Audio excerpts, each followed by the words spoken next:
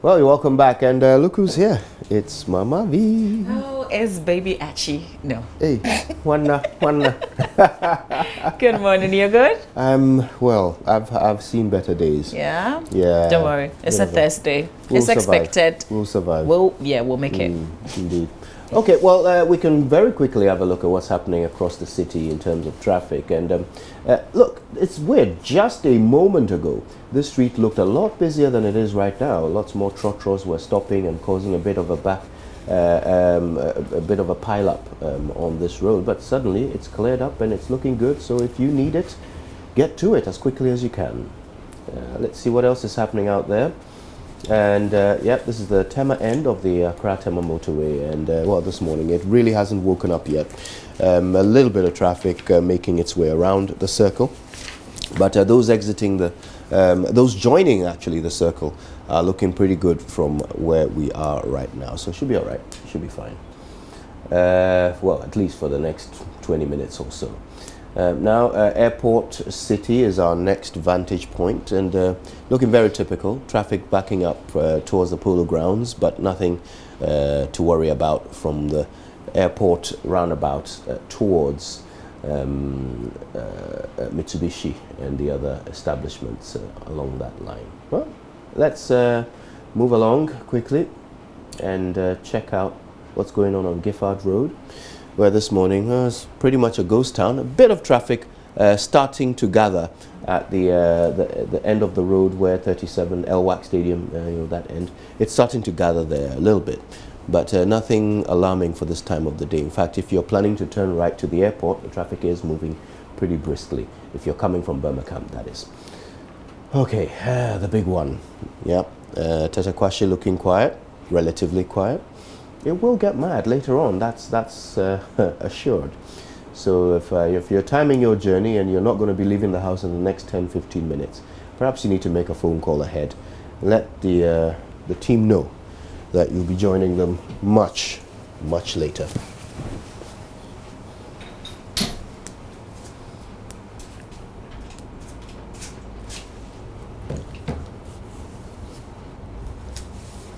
So, busy. Yo. What's popping? You look like you need a cup of coffee. At least. I'm in need of a number of things. Yeah. Coffee being just one of them. Coffee with fruits. The usual diet.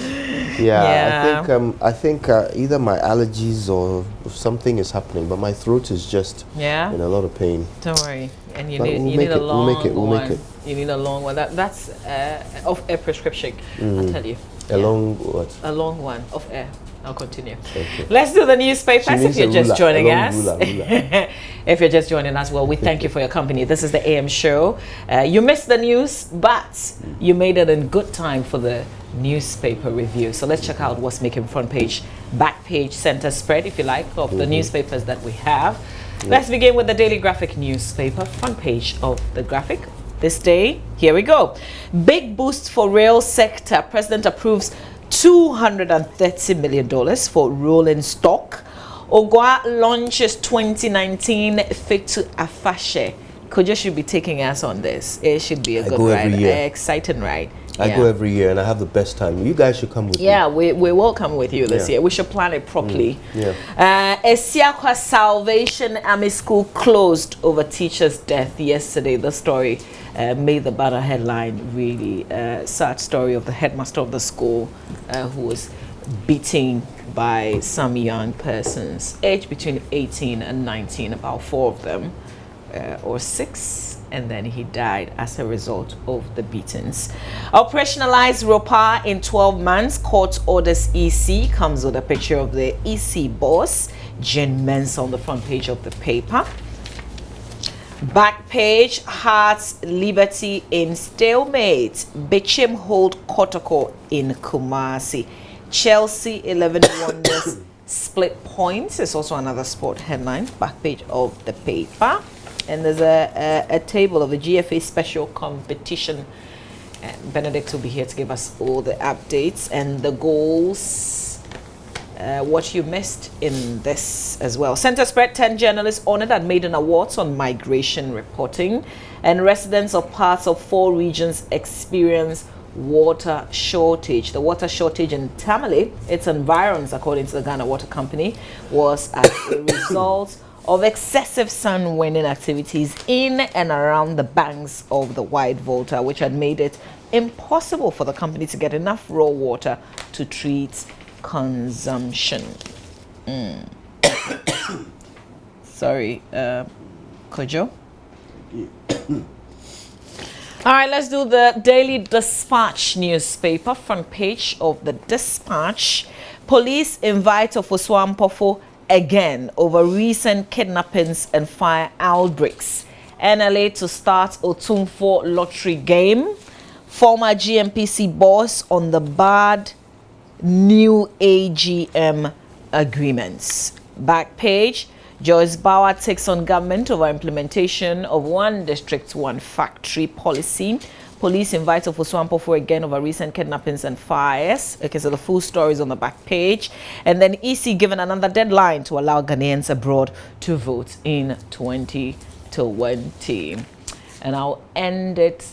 At least the papers that I'm reviewing with the Business Finder. Kojo will come through with the Times, the Daily Guide, the Daily Statesman, and I think the Custodian. So let's do the Business Finder, the final paper for me.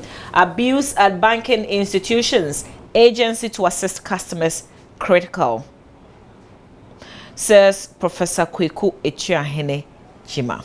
Three groups cry over unfair trade practices. Banks' profit soar by 31.5%. All right, that's the headline. The headlines, front page of the Business Finder, the Finder newspaper turned in business on Thursdays. Kojo? Yeah. Forgive me there. I sound a bit like I've got some frogs down my throat. But I've got the Ghanaian Times, the Daily Guide, the Statesman, and the Custodian in that order. Okay. So we'll start with the Times. And the banner headline this morning: Police grabs 81 secessionists and avert demonstration for release of Homeland Study Group leaders. Also on the front page this morning, government approves $230 million for railway redevelopment project for the purchase of 30 rolling stocks. Also, secessionist leader granted bail and 7 others are remanded in police custody. Right, UN President arrives in Accra for a 4-day official visit. That's also on the front page. And quickly we can touch on 2 sports stories on the back page. Kotoko Bichim share points, and 10-man Liberty Pros stretch Hearts to a draw. There's also Midiama maintain top spot, which is a related story. And that's it for the Ghanaian Times. Let's move on to the Daily Guide. That's the next one I've got here. Akufo-Addo invited again over fires and kidnap. This is something we will talk about a bit later this morning. Volta secessionists charged with treason is also on the front page. I don't want to stand trial, ex-SNIT boss. Well, that's understandable. Who does? And fake Chinese doctors grabbed. Also, BNI gets new deputy director, and court throws out injunction against CTN. Right then, quick glance at the back page where we have 4 sports stories. Barca defended like kids, according to Suarez, who plays for, yep, you guessed it, Barca. Kitech duo to represent Ghana in Portugal. Accra 82 supports school. And Stoneboy to rock celebrity workout. Yeah. And the only sports word in that headline is workout. Everything else is kind of showbiz, isn't it? Okay, I'll do the Statesman next. Daily Statesman this morning has $230 million budget to revamp railways. Full stories on page 2. 30 new locomotives and more coaches are coming. The scandal of child labor on Lake Volta is also on the front page. And kidnap, arson, suspects name Akufo-Addo. CID cites allegations of grand scheme to cause fear and panic. This story is just bizarre. Okay, I'll look at the Custodian next. It's my last paper this morning. And 2020 elections, Ghanaians abroad to vote. That's the banner headline there. Also, Akufo-Addo approves $230 million for railways, and government slams alleged death threats on Manasseh. Also, CID chases Ofusu-Ampofo over kidnapping and arson. And Lydia Al-Hassan donates car and motorbikes to University of Ghana. On the back, some sports.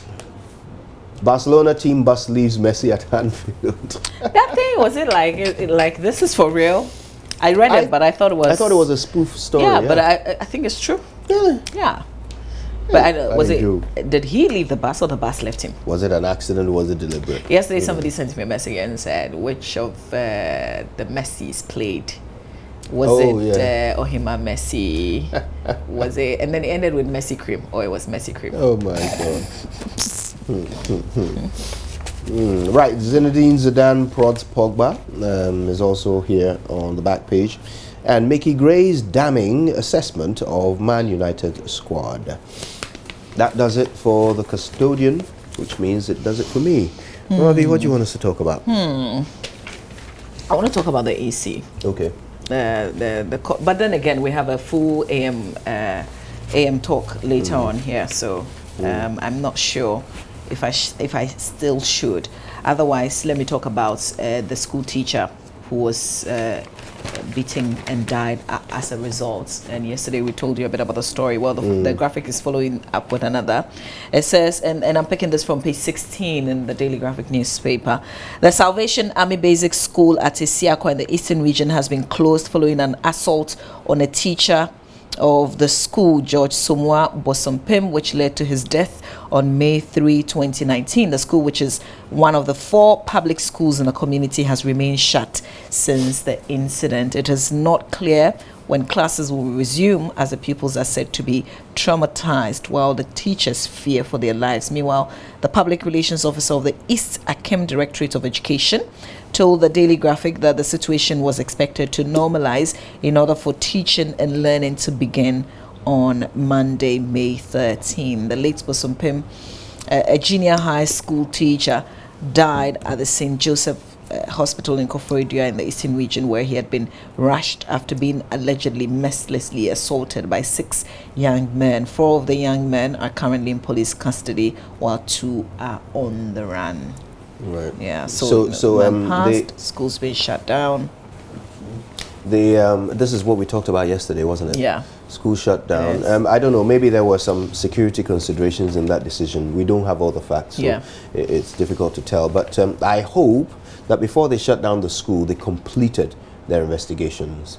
Yes, there are 6 suspects, but is that all? Is there more to the story? Are there collaborators? Have they made sure that they've identified everybody, culpable, or every suspect, before sending the kids home?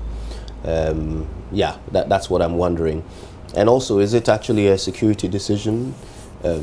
Are the kids in any danger? They said they're traumatized. They're traumatized, okay. Yeah. But is it not? Would it not be easier to handle that trauma if they're all in one place, or do they want to leave that responsibility to their parents?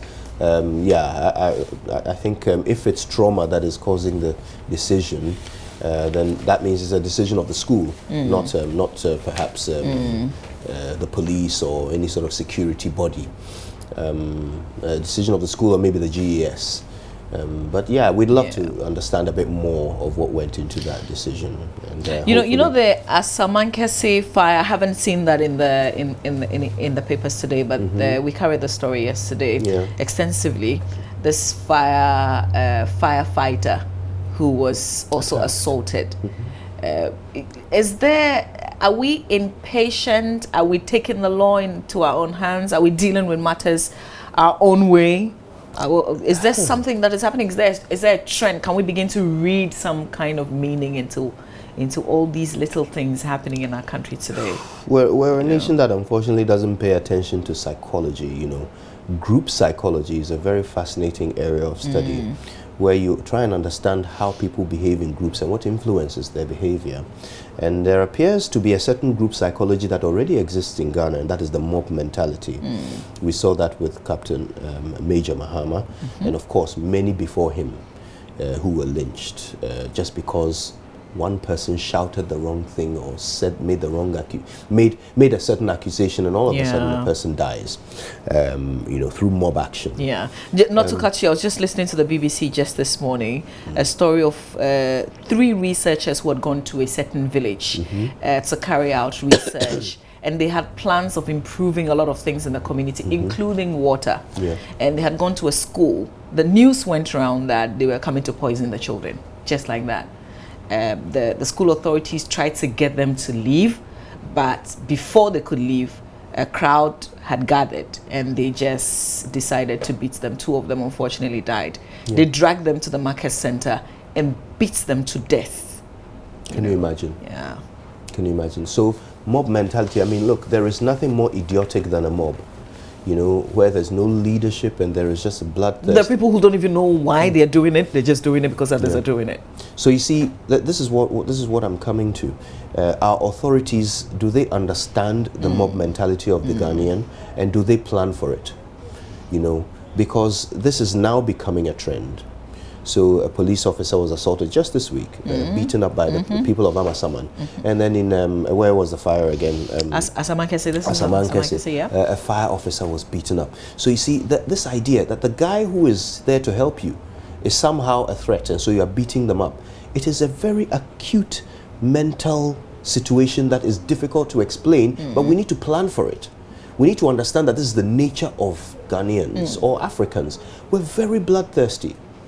People are walking around waiting for the opportunity to do something like this. Are people also frustrated with the system? So the system fails and it kind of directs the anger. If you look at this fire person, the fact that they didn't get on time, I mean, are you blaming him as a person, or you're blaming the system? So Mamavi, the failures of the system become the opportunity for people to practice their bloodthirst. Okay, and that's the thing I'm saying, that if we should understand the existence of that bloodthirst. We should understand that this is how Ghanaians are. Sure. When Major Mahama's issue happened, we had a whole legislation that was passed, but that was passed to support his family. Nobody sat and thought that we need to think about how to legislate or to set up structures to ensure that this doesn't happen again. Nobody thought that far.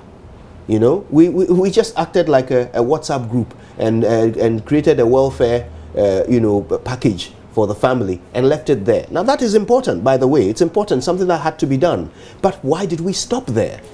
Why didn't we think beyond that and start considering what to do to ensure we don't have to come back to Parliament and do it again and create another, do another susu to go and support another family? Why didn't we think that way? Why are we acting like we're not aware of how Ghanaians are? Somebody has a car accident. Someone is crossing the road or doing something illegal and gets knocked over by a driver who was obeying the law. That driver is pulled out of his car, beaten up and burnt to death. That happened here in Ghana, not in some backward hole in the middle of the Amazon. It happened here in Ghana, the gateway to Africa. It happened here. So why are we putting our heads in the sand constantly? Who is going to sit up one day and say, you know what, let's think about this. Let's bring some experts around the table. Let's get some psychologists to advise us. How does mob mentality work? What is the Ghanaian psyche? Do we even know how we are as Ghanaians? Yeah. Do we know? We'll spend a bit of time on this with a psychologist later on the AM show. So a bit more on this particular conversation. Mamavi, I wanted to see if we could quickly touch on the developments in the railway sector. Government has approved $230 million for the redevelopment of the railway. This is very welcome news. This is something that Joe Gate, as the minister, has been put in charge of and has been expected to deliver on for a very long time. Some money has come his way. This is supposed to buy rolling stock. Some carriages are on the way and so forth. So we're seeing progress. But as we see progress, I, as usual, start to think beyond and start to ask a few questions about what we're going to do to make sure that our railway, once we spend all this money on it, it doesn't go to waste. And I did some research and I discovered that railway maintenance is perhaps the most expensive kind of maintenance known to man.